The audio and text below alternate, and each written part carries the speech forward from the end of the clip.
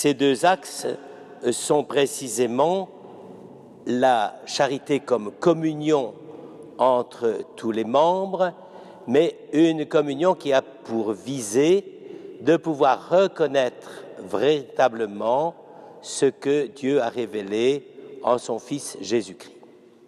Par conséquent, c'est ça la structure d'une paroisse, c'est ça la structure d'une communauté chrétienne, c'était ça la structure de l'Église à Éphèse, et donc on peut dire que la réalité même de la vie d'une communauté est basée sur ces deux axes. Ensuite, évidemment, Paul explique à Timothée qu'on ne doit pas faire de la loi uniquement une régulation et un absolu pour la vie chrétienne, mais que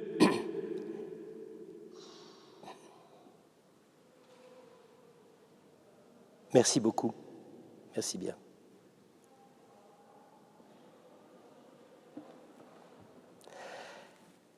Donc que la loi n'est pas d'abord ce qui structure une communauté. Ça peut paraître assez étonnant parce que, surtout avec des chrétiens qui devaient être issus en grande partie du judaïsme, ils pensaient vraiment que c'était la loi qui faisait obéir les gens aux principes religieux et que, ainsi, tout était clair.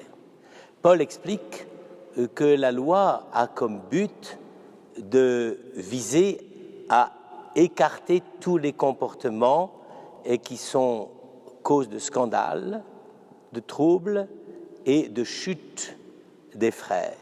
C'est pour ça que la liste que nous avons lue hier, et qui n'est pas très reluisante, c'est un peu tous les péchés publics et qui peuvent effectivement se produire dans la vie des sociétés. Et Paul dit que tout ça, ça ne doit pas exister dans la communauté. Et c'est pour ça que la loi, si je puis dire, désigne le mal et le péché parce qu'elle est capable de dire exactement ce qui ne va pas. Mais bien entendu, ça veut dire aussi une chose, c'est que ce qui régule la vie des communautés, j'allais dire, la loi le régule négativement, c'est-à-dire il ne faut pas faire ça pour faire partie de la communauté, c'est un peu comme ça qu'il résonne, mais ensuite, il faudra bien préciser comment, positivement, la vie de la communauté est régulée.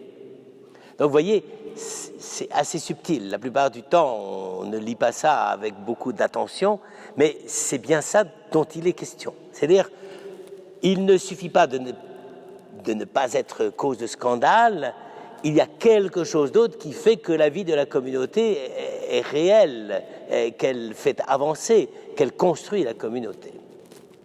Et Paul, et c'est ça peut-être qui est le plus intéressant, Paul, quand il explique ce qui est le plus grave dans l'attitude d'une recherche religieuse, à ce moment-là, il prend son propre exemple.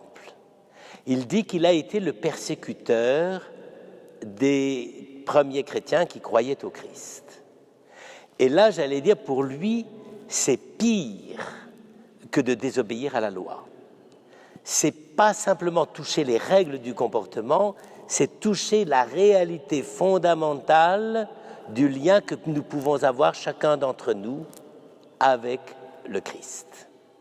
Et donc, vous voyez, il ne se fait pas la part belle, il ne dit pas que lui, c'est uniquement, il dit que c'est par ignorance, mais enfin, il dit que c'est quand même extrêmement grave et que c'est ça qui a été la cause de son propre péché et du fait qu'il a, d'une certaine manière, été le persécuteur de l'Église. C'est un souvenir pour lui qui est très cuisant, mais qu'il ne renie pas. Il le dit, il le reconnaît. Au fond, il y a là une sorte de description de tous les malheurs qui peuvent arriver à l'homme dans leur relation et leur recherche de Dieu. C'est que ce que Paul a vécu comme persécuteur de l'Église a été le maximum. Et c'est pour ça qu'il va être l'apôtre de la grâce, c'est-à-dire celui qui, ayant touché les bas-fonds d'une conscience religieuse destructrice, il persécutait ceux qui allaient devenir ses frères, eh bien, en réalité, ayant touché ces bas-fonds, il a été attrapé par les cheveux et il a pu revenir à une relation véritable avec le Christ. Et c'est ça qu'il veut dire. Il veut dire tout être humain peut toucher ces bas-fonds. Tout être humain peut arriver un jour à renier ce qui fait le cœur même de la foi des chrétiens, mais c'est jamais perdu. Et en tout cas, c'est là qu'on voit que le problème n'est pas simplement de respecter des règles et du comportement. Le christianisme n'est pas comportemental, vous comprenez? Ça, c'est une chose terrible chez un certain nombre de chrétiens qui se croient bons chrétiens parce qu'ils ont un bon comportement.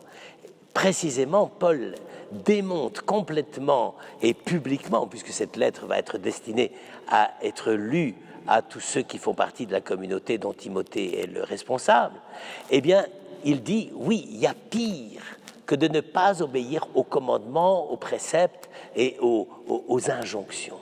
Il y a le moment où l'homme peut aller jusqu'à se révolter et s'opposer du plus profond de lui-même à la possibilité que Dieu agisse sur lui, pour lui et en lui. Alors vous voyez, frères et sœurs, ces textes-là, la plupart du temps, on les lit comme ça, en disant « oui, ben ça va, Paul reconnaît qu'il a été un mauvais garçon et qu'il aurait dû se corriger plus tôt ». C'est pas ça. C'est qu'on a là un témoignage du drame qu'a vécu saint Paul, c'est-à-dire savoir que quand on peut s'opposer de la façon la plus radicale à la réalité même du salut qui est proposé, au nom de bons principes, car si Paul a persécuté l'Église de Dieu, c'est au nom de faire respecter la loi. Eh bien là, on voit, si je puis dire, comme inconsciemment ressortir le problème. Qu'est-ce qui fait que Paul est chrétien? C'est pas qu'il a bien accompli les préceptes de la loi. Ça peut paraître bizarre de dire ça, mais il l'a dit à longueur d'épître. Ce qui fait que Paul est chrétien, c'est que, ayant lui-même touché le fond de l'opposition au christianisme, il a pour ainsi dire été récupéré et il a pu dire exactement ce qu'est la profondeur et l'absolu et l'imprévisible du salut de Dieu. Frères et sœurs, ça nous paraît presque du rêve, parce que nous n'avons jamais persécuté l'Église de Dieu, grâce à Dieu, n'est-ce pas? Mais quand même, il y a quelque chose en nous qui, à certains moments, est capable d'abîmer dans le cœur de nos frères la réalité même du salut qu'ils ont cherché et qu'ils ont peut-être trouvé. Et on a pu, à certains moments même, essayer de détruire cela.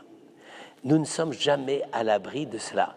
Je pense que ça se rapproche assez de ce que, dans l'Évangile, Jésus désigne comme le péché contre l'esprit.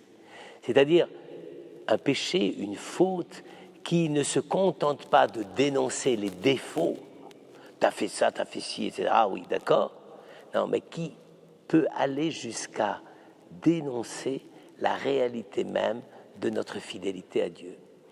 Eh bien, c'est quand même extraordinaire que Paul, au moment où il va donner tous les points de repère pour constituer une église vivante, une église avec tous les actes et les services qui vont permettre à cette église d'être église, que Paul fasse même rapidement la mémoire de ce qui a été le moment le plus grave et le plus terrible de sa vie, le moment où il a méconnu explicitement la puissance du salut de Dieu dans le cœur de ses frères.